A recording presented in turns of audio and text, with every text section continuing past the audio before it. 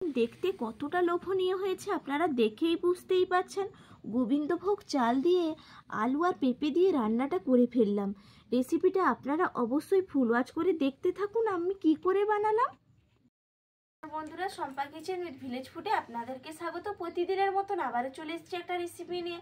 আজকে একদম সম্পূর্ণ নিরামিষভাবে রেসিপিটা আপনাদেরকে করে দেখাবো। অনেকেই পেঁপে খেতে চান না, আজকে পেঁপের একটা ইউনিক রেসিপি আপনাদেরকে করে দেখাবো। তার জন্য আমি এখানে একটা পেঁপে নিয়েছি, এটা কেটে নেব। আর নিয়েছি আজকে একদম স্বাদ বাড়ানোর জন্য গোবিন্দভোগ চাল ভিজিয়ে রেখেছি। গোবিন্দভোগ চাল দিয়েই কিন্তু পেঁপেটা রান্না করব।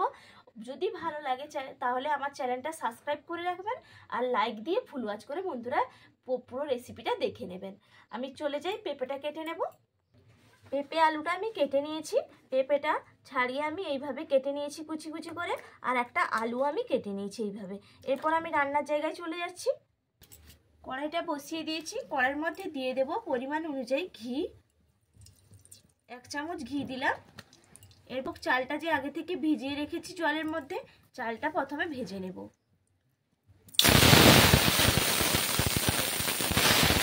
গোবিন্দভোগ চালটা ভালো করে আমি ভেজে নেব। দেখুন ভালো করে আমি ভেজে নিয়েছি চালটা। এরপর তুলে নিচ্ছি, ঘি দিয়ে ভাজছি তো এত সুন্দর গন্ধ উঠছে। কড়াইটা ভালো করে পরিষ্কার করে নিয়েছি, কড়াইয়ের মধ্যে দিয়ে দিচ্ছি সরষের তেল। হয়ে গেছে, তেলের মধ্যে দিয়ে দিচ্ছি একটা তেজপাতা দিয়ে দিলাম, আর দিয়ে দেব শুকনো লঙ্কা, মাঝখান দিয়ে কেটে নিয়েছি 2টো শুকনো লঙ্কা। দিয়ে দেব এলাচ দানা, ফাটিয়ে নিয়েছি এলাচ দানা, আর দিয়ে দেব গোটা সাদা জিরে। এ ভালো করে নাড়িয়ে নেব। দেখুন ভালো করে ভাজা হয়ে গেছে। এরপর আমি পেঁপে আলুটা যে কেটে নিয়েছিলাম, পেঁপে আলুটা আমি কড়াইতে দিয়ে দেব। ভালো করে এরপর নাড়িয়ে নেব। পরিমাণ অনুযায়ী দিয়ে দিচ্ছি লবণ, আর পরিমাণ অনুযায়ী দিয়ে দেবো হলুদের গুঁড়ো। এ ভালো করে পেঁপেটা আমি ভেজে নেব। দেখুন ভালো করে আমি নাড়ছি, এই নাড়তে নাড়তেই আমি এর মধ্যে দিয়ে দেব আদা বাটা, দিয়ে দেব কাঁচা লঙ্কা বাটা, আর দিয়ে দেব ক্যাপসিকাম বাটা। এ ভালো করে নাড়তে থাকবো। পেঁপেটাও ভাজা হয়ে যাবে, আলু পেঁপেটা, আর মশলাটাও হয়ে যাবে। কি সুন্দরভাবে কষিয়ে নিয়েছি, মশলাটাও একদম হয়ে গেছে, আর দারুণ একটা গন্ধও বেরিয়েছে। এরপর ওপর থেকে দিয়ে দেবো একটা টমেটো কেটে নিয়েছিলাম, টমেটো দিয়ে দিচ্ছি। এরপর ভালো করে নাড়িয়ে নেব। দেখুন দেখতে কতটা সুন্দর লাগছে। এরপর ওপর থেকে দিয়ে দেব লঙ্কার গুঁড়ি, একটু কালারের জন্যই দিলাম কাশ্মীরি লঙ্কার গুঁড়ি। তারপর ভালো করে আবার একটু মিশিয়ে নেব। অল্প একটু জল দিয়ে দেবো যাতে মশলাটা বসে না যায়, আদা দেওয়া আছে তো এই জন্য একটু বসে যাওয়ার সম্ভাবনা থাকে, এই জন্য একটু অল্প জল দিয়ে ভালো করে কষিয়ে নিচ্ছি। দেখুন নাড়তে নাড়তে কতটুকু হয়ে গেল, পেঁপেটাও কিন্তু সেদ্ধ হয়ে এসছে। আলাদা করে কিন্তু সেদ্ধ করার দরকার নেই, এইভাবে নাড়তে নাড়তে হয়ে যাবে। এরপর গোবিন্দভোগ চালটা যে ভেজে রেখেছিলাম ঘি দিয়ে ওপর থেকে দিয়ে দিচ্ছি, দিয়ে নাড়তে থাকবো। অসাধারণ লাগে খেতে বন্ধুরা, দেখতে কতটা সুন্দর লাগছে। গোবিন্দভোগ চালটা দিতে একদম অসাধারণ লাগছে দেখতে। এরপর দিয়ে দেব পরিমাণ অনুযায়ী জলটা দিয়ে দেব। সেদ্ধ হয়ে গেছে, তবে একটু জল দিয়ে দেব। একটা ঢাকা চাপা দিয়ে দিচ্ছি, ঢাকা চাপাটা খুলে নেব। দেখুন কতটা দেখতে সুন্দর হয়েছে, দেখেই আপনারা বুঝতেই পারছেন যে কতটা সুন্দর হয়েছে। আর একটু দেখুন মাখো মাখোই করলে খেতে ভালো লাগে। এরপর এর মধ্যে আমি একটু অল্প চিনি দিয়ে দেব, তাহলে একটু মিষ্টি মিষ্টি লাগবে, খেতে ভালো লাগবে। দিয়ে ভালো করে নাড়িয়ে দিচ্ছি। দেখুন একদম তো রান্নাটা রেডি। নামানোর আগে ওপর থেকে দিয়ে দিচ্ছি গরম মশলা, গরম মশলা ছড়িয়ে দিলাম। নিরামিষ রান্নায় একটু গরম মশলা দিলে কিন্তু খেতে ভালো লাগে। আর দিয়ে দেবো ওপর থেকে ঘি, ঘিটাও কিন্তু অবশ্যই দেবেন।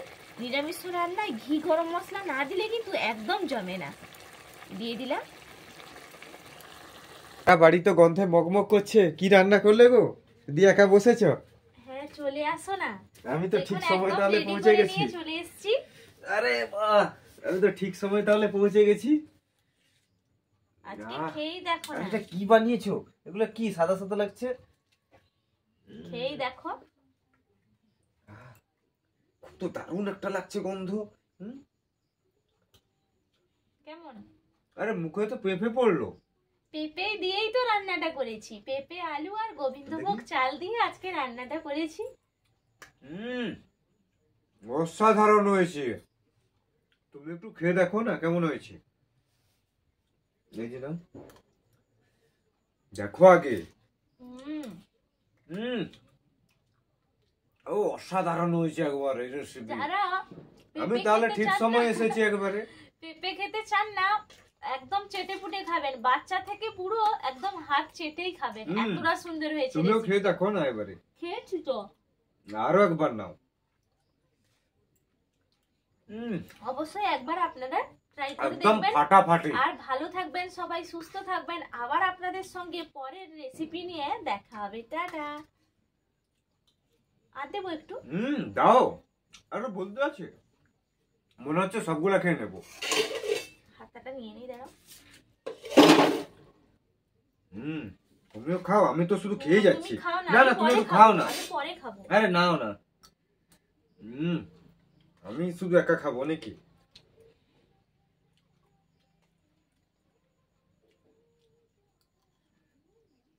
আজকে কিন্তু একটা অসাধারণ রান্না খেলাম, অবশ্যই একবার বানিয়ে দেখবেন।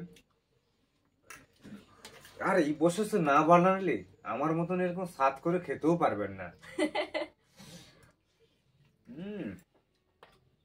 অনেকেই কিন্তু মেসেজ করে যখন থাকো না, তখন অনেকেই বলে যে হ্যাঁ, তোমাকে মিস করে, যে দাদা ভাই খাওয়া দেখতে পেলাম না।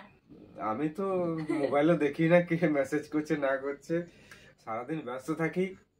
এই মাত্র এলাম তো বাড়িতে, যখন ঢোকে দেখি বাড়ি যেন মগমগ করছে সেন্ট একবারে, তাহলে একটু বসে যাই। আর খাবো না, আমি না পরে না খাবো, না, আমি আচ্ছা পরে আচ্ছা। খাবো। আজকের মতন টাটা।